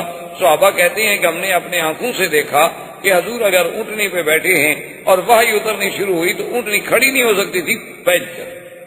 حضرت زید رضی اللہ تعالی عنہ صحابی ہیں رسول پاک کے صلی اللہ علیہ وسلم، اور بڑے علماء صحابہ میں سے، قرائے صحابہ میں سے ہیں، یعنی یہ وہ شان والا صحابی ہے جس کو قرآن جمع کرنے کی ڈیوٹی جو تھی سیدنا ابو بکر صدیق رضی اللہ تعالی لگائی۔ وہ کہتے ہیں کہ ایک دفعہ حضور کے ساتھ میں بیٹھا تھا اور حضور صلی اللہ علیہ وسلم نے اپنی ران مبارک جو تھی وہ میری فخذ پہ رکھی ہوئی تھی، میری ران پہ رکھی ہوئی تھی، وحی نازل ہونے لگی، قریب تھا کہ میری ٹانگ ٹوٹ جائے۔ تو بہرحال جب جبریل علیہ السلام آئے وحی لے کر، اور اسی میں پھر اللہ تبارک و تعالی نے اپنی رحمتوں سے یہ بھی انتظام فرما دیا، اور یہ شرف بھی صرف آمنہ کے لال کو ملا صلی اللہ علیہ وسلم، کہ جبریل علیہ السلام کو اس کی اصلی صورت میں دکھلایا گیا 2 دفعہ میرے مدنی صلی اللہ علیہ وسلم، اور کسی نبی نے نہیں دیکھا۔ اچھا اس کی وجہ کیا تھی؟ وہ تو نبی کے بعد نبی آتا ہے، ایک پیغمبر آئے، اس کے بعد دوسرے نبی آئے، تو دوسرے آنے والے نے پہلے نبی کی تصدیق کر دی۔ اب حضور صلی اللہ علیہ وسلم جو کہ آخری نبی ہیں، خاتم الانبیاء ہیں، خاتم المرسلین ہیں، اللہ کے کروڑوں صلاۃ و سلام حضور کی ذات اقدس پر، آپ کے بعد تو نبی کوئی نہیں، اور عیسیٰ ابن مریم جب اتریں گے تو قیامت قریب آ جائے گی، تو یہ درمیان میں جو ہزاروں سال کا وقفہ ہے اس میں تو کوئی نبی نہیں۔ تو لازماً جو غلط قوتیں ہیں، یعنی اعداء اسلام ہیں، اعداء دین ہیں، وہ چاہے یہودی ہوں، نصرانی ہوں، وہ چاہے ہندوز ہوں، وثنی ہوں، کوئی ہوں، الکفر ملۃ واحدہ، تو ان کے پاس یہ سب سے بڑا ہتھیار تھا کہ جی آپ کہتے ہیں کہ جبریل میرے پاس آئے، تو آپ نے کیا جبریل کو دیکھا بھی تھا؟ اسی لیے جب علماء سے آپ علم پڑھتے ہیں تو اس کو کہتے ہیں سند، تو اس سند کا اتصال دیکھا جاتا ہے کہ میں نے مثلا کس سے پڑھا بھی ان خیر محمد، اور خیر محمد نے کس سے پڑھا بھی ان خلیل احمد سہارنپوری، خلیل احمد سہارنپوری نے کس سے پڑھا جی ان شیخ محمود الحسن دیوبندی، انہوں نے کس سے پڑھا جی، تاکہ وہ سند پہنچے گی امام بخاری تک، اور پھر امام بخاری سے حضرت محمد رسول اللہ صلی اللہ علیہ وسلم۔ تو اس لیے اب اللہ نے یہ تو ہوتی نا، اب یہ قرآن کی سند ہے کہ قرآن اتارنے والے کون ہیں؟ اللہ پاک، لانے والے کون ہیں؟ جبریل۔ اور اتارا کس کے لیے گیا؟ حضور صلی اللہ علیہ وسلم۔ تو اس لیے اللہ تبارک و تعالی نے قرآن پاک میں یہ بھی ارشاد فرما دیا، جیسے آپ نے سورۃ النجم میں پڑھا ہے کہ والنجم اذا ہوا ما ضل صاحبکم وما غوی وما ينطق عن الهوى ان هو الا وحی یوحی علمه شدید القوى ذو مرة فاستوى وهو بالأفق الأعلى ثم دنا فتدلى فكان قاب قوسين أو أدنى فأوحى إلى عبده ما أوحى۔ اللہ نے فرمایا کہ ہم نے جو فرشتہ اتارا وہ بڑی شدید القوا ذو مرۃ، اتنی قوت والا طاقت والا فرشتہ کہ اس کے بارے میں آپ تصور نہیں کر سکتے کہ جس کو اللہ نے حکم دیا لوط کی بستیوں کو اٹھا کے آسمان تک لے گیا۔ وَهُوَ بِالْأُفُقِ الْأَعْلَى، حضور کو زمین پر بھی دکھایا گیا۔ اور قرآن کہتے ہیں فَلَقَدْ رَآهُ نَزْلَةً أُخْرَى عِندَ السِّدْرَةِ الْمُنتَهَى، اللہ نے پھر جبریل کو اس کی اصلی صورت میں سدرۃ المنتہا کے پاس میرے مدنی پاک کو آسمانوں میں بھی دکھایا، تاکہ اب اتصال سند ہو جائے، اتصال ہو جائے کہ میرے مدنی نے جبریل سے پڑھا، جبریل نے خدا سے پڑھا، اور جس سے پڑھا اس کو دیکھا بھی۔ یہ نہیں کہ کل کوئی کہہ سکے جی پتہ نہیں کون آیا تھا آپ کے پاس۔ اور اسی طرح دوسری بات یہ بھی سمجھیں کہ دشمن یہ بھی کہہ سکتے ہیں کہ کوئی ضروری ہے کہ جبریل اترا ہو، کوئی جن آیا ہو، اس کی کیا دلیل ہے کہ وہ جبریل تھا؟ کیونکہ اعداء جو ہوتے ہیں، دشمن جو ہوتے ہیں، انہیں تو ایک موقع کی انتظار ہوتی ہے کہ ہمیں بس کوئی بات کہنے کا موقع مل جائے تاکہ ہم اسلام کے خلاف اور قرآن کے خلاف اپنا زہریلی سازش جو ہے اس کو پائے تکمیل تک پہنچا سکیں۔ تو ان کے اعتراضات جو ہیں وہ یہ ہوتے ہیں کہ جناب جب جبریل آیا حضور نے ہی آگے کہا نا کہ ایک آدمی تھا، اور پھر اس کے بعد کیا پتہ ہے وہ جن ہو، اور جن بھی تو ہر شکل بنا سکتے۔ تو اس لیے علماء نے کہا کہ ایک تو اللہ نے حضور کو اس کی اصلی صورت میں دکھلا دیا تاکہ کسی کا شبہ نہ رہے۔ اب اگر کسی کا حضور پر ایمان ہی نہیں ہے تو اس کو تو سمجھانے کا کوئی فائدہ ہی نہیں، جب وہ نبی کو مانتا ہی نہیں، جو خدا کو نہیں مانتا، اس کا کیا سمجھانا۔ اور دوسری بات یاد رکھیں یہ ہے کہ اگر جن نہ آئے تو جن پھر اس قسم کا پاکیزہ کلام لے کر تو نہیں آتا، جن اس قسم کی مقدس بات لے کر تو نہیں آتا، جن تو عفریت من الجن والی بات ہے، وہ تو شیاطین ہیں، وہ تو گمراہی کے لیے آتے ہیں۔ اور تیسری بات یہ ہے کہ جن تو خود اتنی پریشانیوں میں مبتلا تھے کہ حضور صلی اللہ علیہ وسلم کی بعثت کے ساتھ ان کے آسمانوں پہ پہرے لگ گئے، ان کا نظام درہم برہم ہو کے رہ گیا، حتیٰ کہ مورخین نے اعتراف کیا ہے کہ ایک عورت تھی، اس پہ ایک جن عاشق تھا، تو وہ جن آیا اور اس کے گھر کے درخت کے اوپر پرندے کی شکل میں بیٹھا تھا، اس نے پہچان لیا عورت نے کہ تو وہی جن ہے، کبھی پرندہ بن کے آتا ہے، کبھی انسان بن کے آتا ہے۔ تو اس نے کہا لماذا لا تنزلوا بنا، آؤ اترو ہمارے پاس رہو۔ اس نے کہا تمہیں پتہ نہیں ہے کہ ایک نبی پیدا ہو چکا ہے، تمہیں پتہ نہیں ہے کہ آج جن کس حال میں پڑے، اور تمہیں پتہ نہیں کہ اس نبی کی شریعت میں زنا حرام ہے۔ تو جنوں کا یہ عالم، تو اس لیے ایک ہوتا ہے محض شبہات پیدا کرنا، ایک ہوتا ہے نظر انصاف سے کسی بات کا دیکھنا۔ شبہات پیدا کرنا تو بہت آسان، لیکن نظر انصاف سے دیکھا جائے تو اس سے بڑی سچائی کی، حقانیت کی کیا دلیل ہو سکتی ہے کہ وہ پیغمبر جو بوقت وحی کہتا ہے ما انا بقارئ، میں پڑھا ہوا نہیں ہوں، لیکن ایسا کلام لاتا ہے کہ دنیا کا ہر پڑھا ہوا اس کے سامنے دنگ رہ جاتا ہے، تو یہ کیسے جن کا کلام ہو سکتا ہے؟ تو بی بی سیدہ خدیجہ رضی اللہ تعالی عنہ ورقہ ابن نوفل کے پاس لے گئیں۔ ورقہ ابن نوفل نے جب ساری کہانی سنی تو اس نے کہا ابشری یا خدیجہ، نزل علیہ الناموس الاکبر ونزل علیہ الذی نزل علی موسیٰ علیہ السلام، کہ مبارک ہو یہ جو واقعہ بتلا رہے ہیں ان پر تو وہی ناموس اکبر، وہی روح الامین، وہی اللہ کا فرشتہ اترا ہے جو حضرت موسیٰ علیہ السلام پہ اترا۔ اور یہاں یہ بات بھی یاد رکھیں کہ حضور کی بعثت سے پہلے کچھ لوگ ایسے بھی تھے مکے میں جو موحد تھے، اللہ کی توحید کو مانتے تھے، لیکن بیچاروں کو تفصیل کا پتہ نہیں، جیسے ورقہ ابن نوفل، یہ بھی دین نصارہ میں تھا، یہ بت پرست نہیں تھا، یہ بتوں کو سجدہ نہیں کرتے۔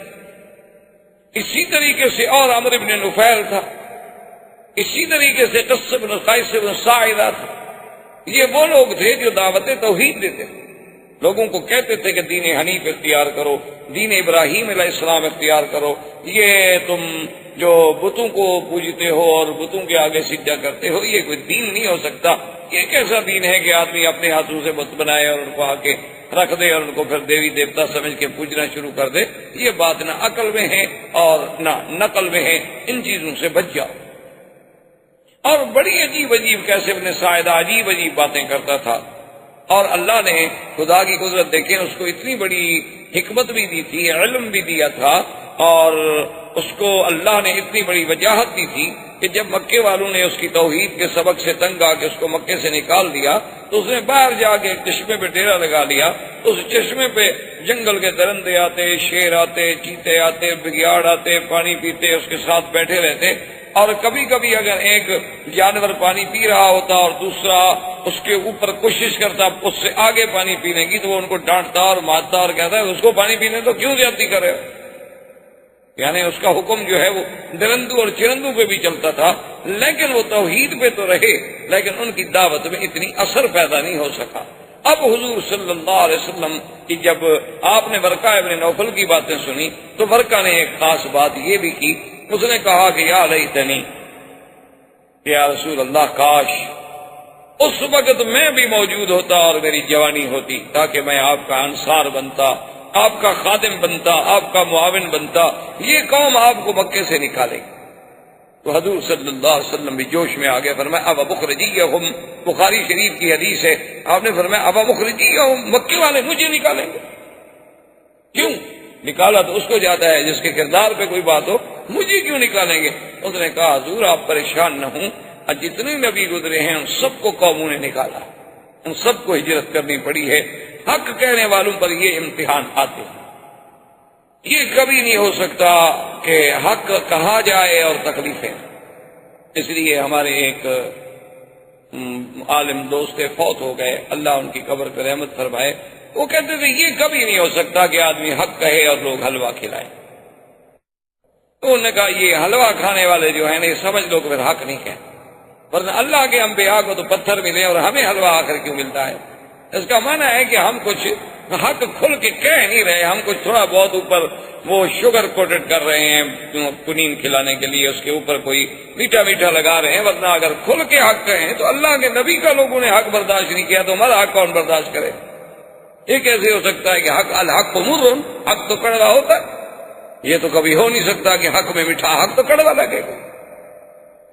تو حضور صلی اللہ علیہ وسلم واپس تشریف لے آئے تو یہ آپ کی نبوت کی ابتدا تھی۔ سمجھے نبوت کا معنی کہ وحی تو اترنی شروع ہو گئی، اب آپ کی نبوت تو شروع ہو گئی، لیکن ایک ہوتا ہے کہ آگے دین کا، تبلیغ کا، رسالت کا، پیغام کا، اوامر کا پہنچانا، وہ ابھی حکم نہیں ملا۔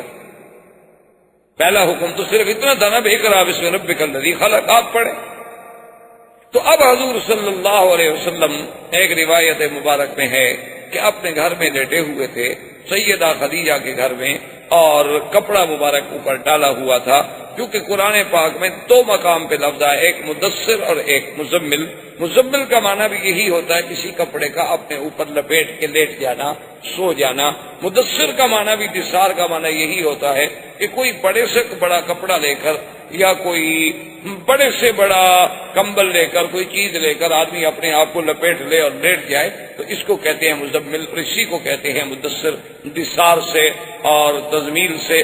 تو حضور صلی اللہ علیہ وسلم لیٹے ہوئے تھے کہ اللہ کا قرآن نازل ہوا، جبریل علیہ السلام تشریف لائے کہ یا ایھا المدثر قم فانذر، یا ایھا المدثر قم فانذر وربک فکبر وثیابک فطہر والرجز فہجر۔ اور یہ بھی دیکھیں شان رسول پاک صلی اللہ علیہ وسلم، یہ سب سے بڑی عظمت شان ہے کہ اللہ تبارک و تعالیٰ اپنے محبوب کو خطاب کرے اس کی اسی کیفیت میں جس کیفیت میں وہ لیٹے ہوئے تھے۔ اے میرے محبوب، کپڑے میں لپٹنے والے، کپڑے میں لپٹ کے لیٹنے والے، اٹھو۔ اس سے بڑی محبوبیت کی کیا دلیل ہو سکتی ہے؟ کہ آدمی جب خطاب کرے تو اسی کیفیت کو بیان کرے جو اس کی کیفیت. جیسے کہ سیدنا علی رضی اللہ تعالی عنہ ایک دن حضور پاک تشریف لائے اور حضرت علی کے بارے میں پوچھا تو بی بی فاطمہ الزہرا رضی اللہ تعالی عنہا نے عرض کیا کہ یا رسول اللہ، حضرت علی کسی بات پہ ناراض ہو کے گھر سے باہر تشریف لے گئے ہیں. تو حضور ڈھونڈتے آئے دیکھا کہ حضرت علی مسجد میں لیٹے ہوئے ہیں،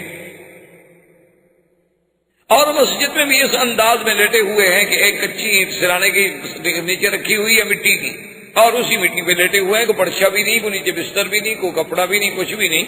تو آپ کے بال مبارک میں اور مٹی لگی ہوئی ہے. تو حضور نے بھی اسی محبت میں اٹھایا، فرمایا قم یا ابا تراب، قم یا ابا تراب، اے مٹی کے باپ اٹھو. تو یہ محبوب کی ایک محبوبیت کی کیفیت ہوتی ہے کہ آدمی اس کو اسی کیفیت میں خطاب کرے. حضرت علی کی کنیت تو ابو الحسن تھی، آپ کے سب سے بڑے بیٹے حضرت حسن، تو آپ کی کنیت تو ابو الحسن تھی. آپ کے اس کے بعد حضرت حسین تھے، لیکن ان کو یہ حضور کا پیارا خطاب جو تھا وہ اتنا بھایا اور اتنی کنیت پسند ہے، انہوں نے کبھی آج کے بعد مجھے ابھی تراب بھی کہا کرو. میں اپنی کنیت چھوڑ سکتا ہوں لیکن حضور کی محبت سے دی ہوئی کنیت کو نہیں چھوڑ سکتا. تو یہ معمولی سی بات نہیں ہوتی کہ اللہ اپنے نبی کو اس محبت سے اور اس انداز سے مخاطب فرمائے، یا ایھا النبی یا ایھا الرسول، جیسے فرمایا یا زکریا یا عیسیٰ یا آدم. ٹھیک ہے، لیکن اس کیفیت میں کہ اے کپڑے میں لپٹنے والے، یا ایھا المدثر قم فانذر. اور اس کے ساتھ ساتھ یہ بات بھی یاد رکھ لیں کہ جیسے ہمارے بعض دوست ہوتے ہیں نا جو ان نے اس کا ایک ترجمہ یہ بھی کرتے ہیں کالی کملی میں لپٹنے والے، تو یہ زیادتی ہوتی، یہ ایک زیادتی ہوتی ہے، ہمیشہ سمجھا. کیوں قرآن کہتا ہے یا ایھا المزمل یا ایھا المدثر، اس کا معنی ہے کسی کپڑے میں لپٹنا. اب یہ اپنی طرف سے ترجمہ کرنا کالی کملی، تو قرآن میں ایک لفظ بڑھانے والی بات، یہ خدا بہتر جانے آخر انہوں نے کہاں سے لفظ لے لیا. اللہ ہدایت عطا فرمائے. کیونکہ شاید انہوں نے سوچا ہو کہ کعبۃ اللہ کا غلاف کیونکہ کالا ہے تو حضور صلی اللہ علیہ وسلم کے لیے بھی ہم کوئی کالی کملی تجویز کر دیں. حالانکہ جو چیز قرآن و حدیث بیان نہ کرے وہ سیرت نہیں ہوتی. یہ بہت بڑی زیادتی ہوتی ہے، اور خاص طور پہ قرآن و حدیث میں کوئی لفظ اپنی طرف سے بڑھایا جائے. اتنی حد میں رہیں جو قرآن کہتا ہے. جیسے ہم نے ایک شہرت دے دی کہ آدم علیہ السلام نے گندم کا دانہ کھایا تھا اور جنت سے نکالے گئے، آسمانوں سے اتارے گئے. پتہ نہیں گندم کا دانہ ان کو کہاں سے مولوی صاحبان کو مل گیا. یعنی کتنی بڑی زیادتی ہے اللہ کے قرآن.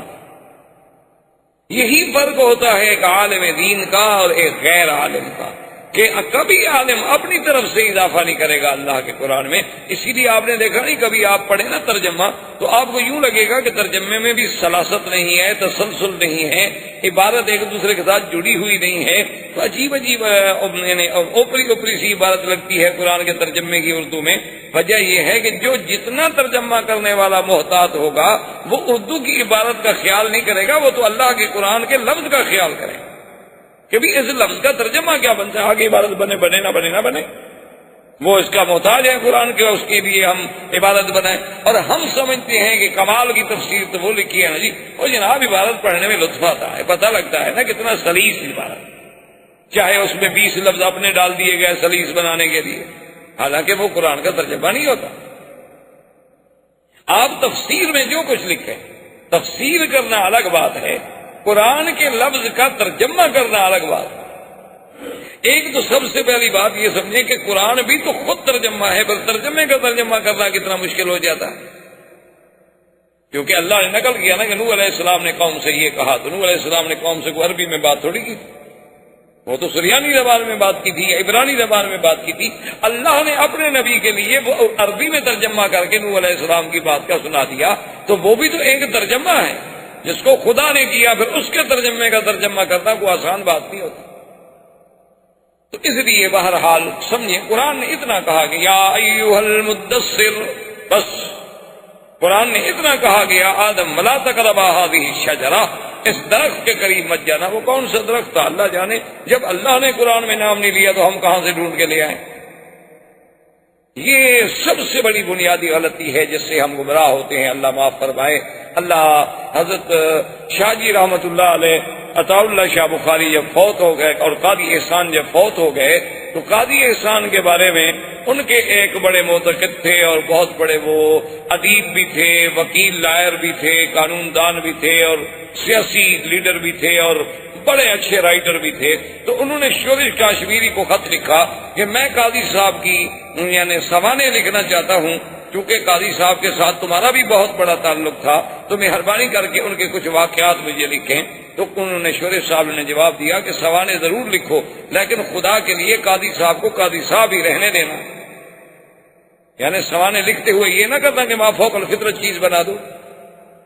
اسی لیے یہ معنی نہیں ہوتا کہ حضور کی سیرت کا بیان اس انداز میں کیا جائے کہ ان کو مقام الوہیت پہ بٹھا دیں یا الوہیت کے قریب لے آئیں. نا، نبوت کا اپنا مقام ہے، رسالت کا اپنا مقام ہے اور الوہیت کا اپنا مقام ہے، وحی کا اپنا مقام ہے. اس میں ہم ایک لفظ بھی آگے پیچھے نہیں کر سکتے.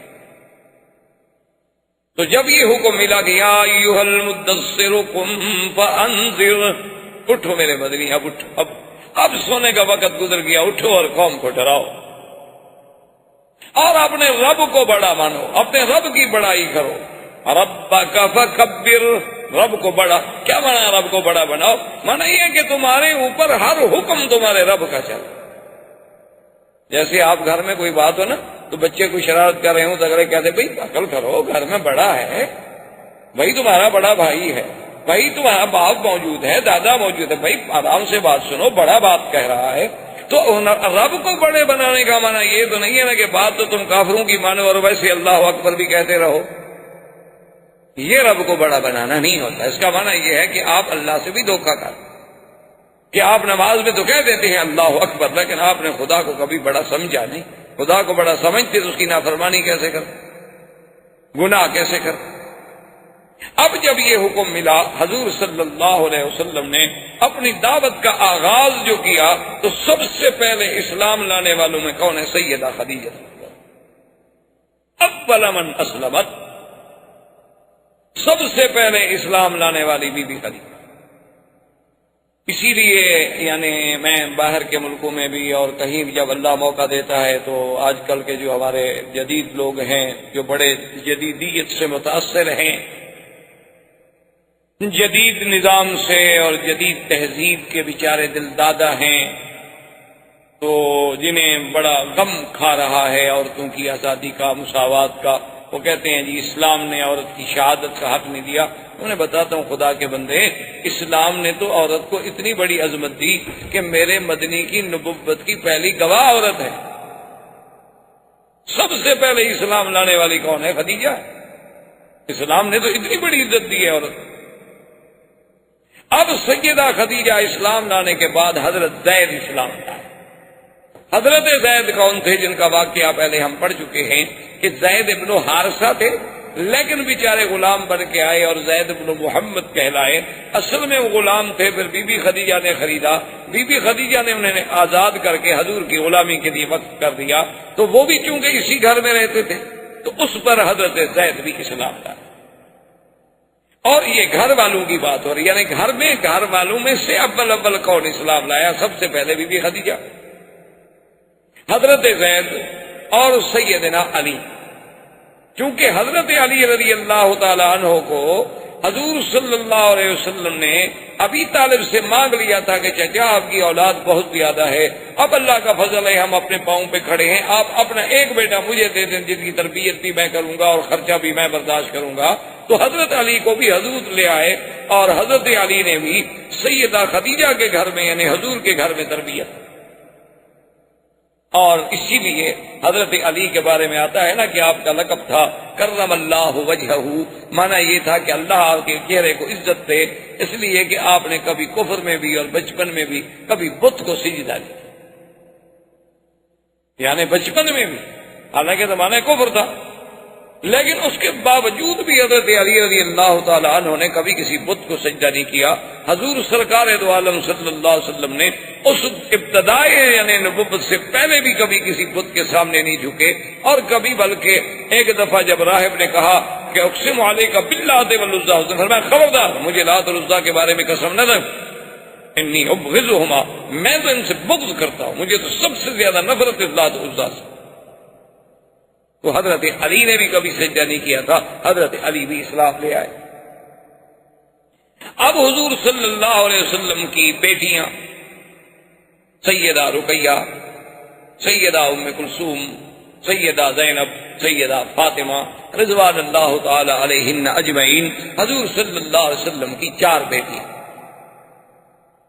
اور یہ بھی ایک بڑا عجیب بات ہے کہ ایسے فرقے بھی روافض کے دنیا میں موجود ہیں جو حضور کی صرف ایک بیٹی کے تو قائل ہیں سیدہ فاطمہ کے، باقی بیٹیوں کا انکار کریں۔ اس کی وجہ کیا ہے؟ اس کی وجہ یہ ہے کہ اگر وہ اقرار کریں تو 2 بیٹیاں حضور نے دی ہیں حضرت عثمان کو، پھر حضرت عثمان کو بھی داماد ماننا پڑتا ہے، اس لیے وہ بیٹیوں کا انکار کر دیتے ہیں، کہتے ہیں حضور کی بیٹی ہے ہی ایک۔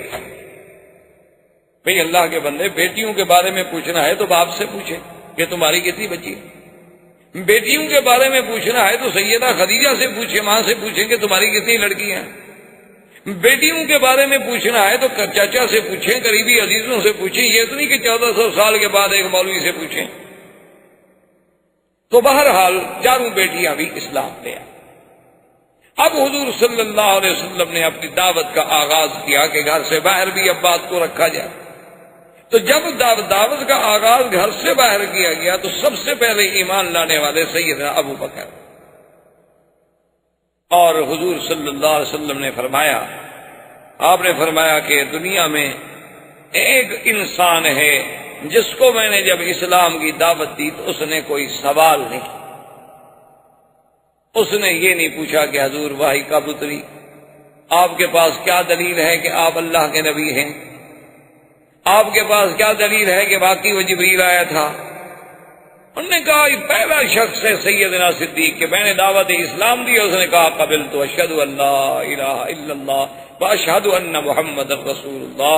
اسی لیے حضور فرماتے تھے کہ واللہ مجھے اللہ کی قسم ہے لو وزنا ایمان الامت کلہا، کہ اگر ایک ترازو میں میری پوری امت کا ایمان رکھا جائے اور ایک پلڑے میں ابو بکر کا ایمان رکھا جائے لرجح ایمان ابو بکر، ابو بکر کا ایمان زیادہ بھاری ہو گیا۔ اور اسی طرح سرکار دو عالم صلی اللہ علیہ وسلم نے فرمایا کہ واللہ ما وطأ علی الارض احد بعد الانبیاء، کہ خدا کی قسم ہے اس زمین پر انبیاء کے بعد کسی افضل شخصیت نے قدم نہیں رکھا جیسا کہ ابو بکر۔ کیا مانا کہ اللہ کے نبیوں کے بعد مخلوق میں اگر کوئی افضل ہے تو ابو بکر رضی اللہ تعالی۔ اسی لیے علماء نے کہا ہے بات کو سمجھیں کہ اگر عورتوں میں اولیت دیکھی جائے تو خدیجہ کو ملے گی، غلاموں میں اولیت دیکھی جائے تو حضرت زید کو ملے گی، اور بچوں میں اولیت دیکھی جائے تو حضرت علی کو ملے گی۔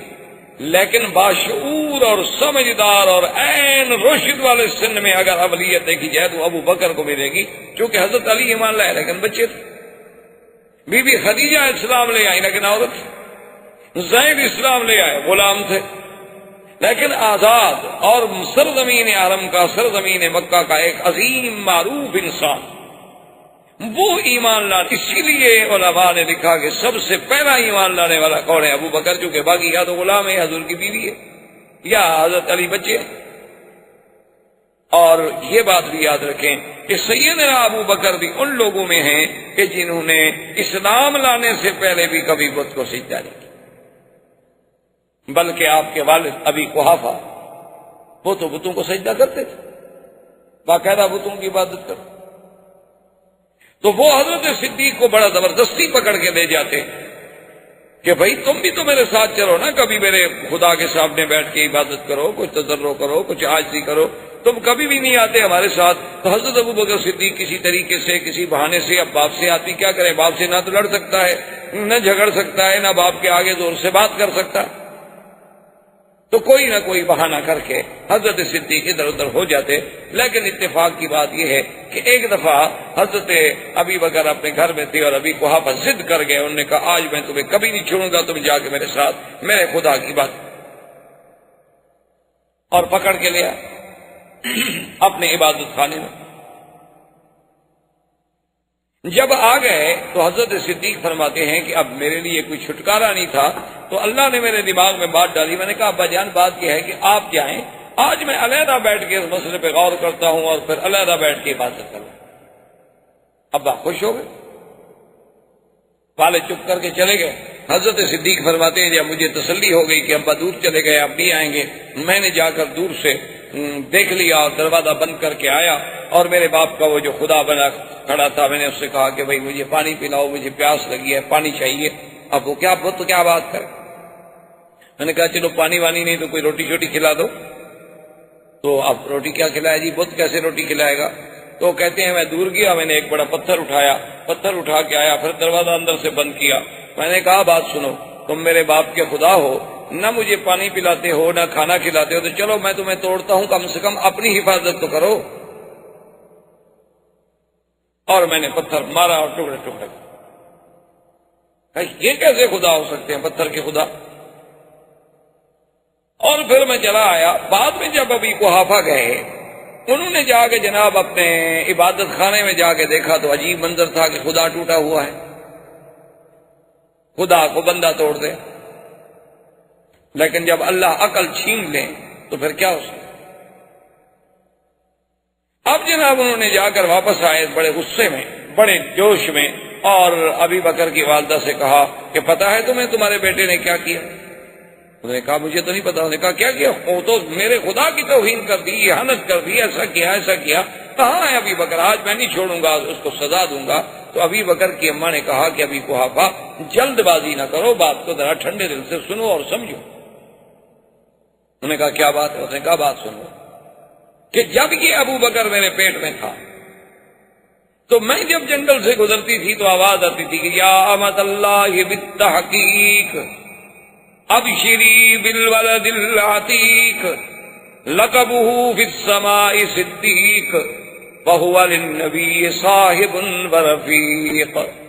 آواز آتی تھی کہ اے اللہ کی بندگی، تمہیں مبارک ہو، تمہارے پیٹ میں ایک ایسا بچہ ہے کہ جس کا آسمانوں میں لقب صدیق ہے، اور جو زمین میں ایک نبی پیدا ہوں گے اور یہ اس کا رفیق ہوگا. تو بی بی نے کہا ان ابنی لہو شأن. ابھی قحافہ میرا بیٹا بڑا شان والا بیٹا ہے، اس کو مت مارنا، اس نے جو کچھ کیا ہے بس بھول جاؤ. ابھی قحافہ نے کہا اچھا عجیب بات.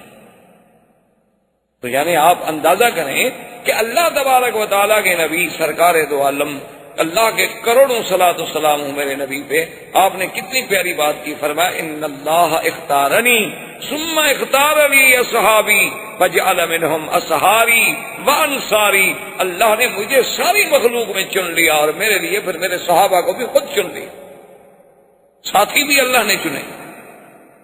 کہ جیسے سرکار دو عالم صلی اللہ علیہ وسلم کی اماں سیدہ آمنہ کہتی تھی کہ میں جب کہیں سے جنگل میں پہاڑوں میں سے گزرتی تھی تو آواز آتی تھی کہ آمنہ مبارک ہو ابشری فإنک قد حملت بمحمد، کہ تم اس بچے کے حمل سے حاملہ ہو جس کا نام محمد مصطفیٰ ہے.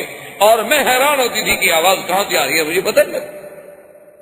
اور خود حضور فرماتے ہیں کہ نبوت بھی نہیں ملی تھی، اور میں گزرتا تھا تو پہاڑ مجھ پہ سلام پڑھتے تھے کہ الصلاۃ والسلام علیک یا رسول اللہ صلی اللہ علیہ وسلم. اور پھر صدیق. تو سب سے پہلے ایمان لانے والوں میں سیدنا صدیق. اور پھر ہماری طرح کا ایمان تو نہیں تھا نا جی. جیسے ہمارا ایمان تو یہ ہوتا نا کہ چلو بھائی ٹھیک ہے نماز پڑھیں روزہ رکھیں، چھوڑو یار دوسرے کو کیوں ڈسٹرب کرتے ہو. دوسرے کے معاملے میں ہمیں کیا پڑی ہے بھی ہم ٹانگ اڑائیں. یہ ہمارا عجیب اسلام. حالانکہ ہم شرعاً پابند ہیں کہ انتم خیر امت اخرجت للناس تأمرون بالمعروف وتنہون عن المنکر. یہ نہیں کہ جی نہیں جی چھوڑو جی تم اپنی بگڑی بناؤ جی، تمہیں غیروں سے کیا جی تمہیں اوروں سے کیا. یہ تو کافروں کا فلسفہ ہے، اس کا اسلام سے کوئی تعلق نہیں. اسلام کہتا ہے اپنی بھی اصلاح کرو، اپنے ساتھیوں کی بھی اصلاح کرو، اپنے گھر والوں کی بھی اصلاح کرو، اپنے دوستوں کی بھی اصلاح کرو، ہر آدمی کو بھلائی کا حکم کرو اور برائی سے روکو. احباب کرام، اس کے بعد اب آپ اس مبارک سلسلے کی CD نمبر 6 سماعت فرمائیں.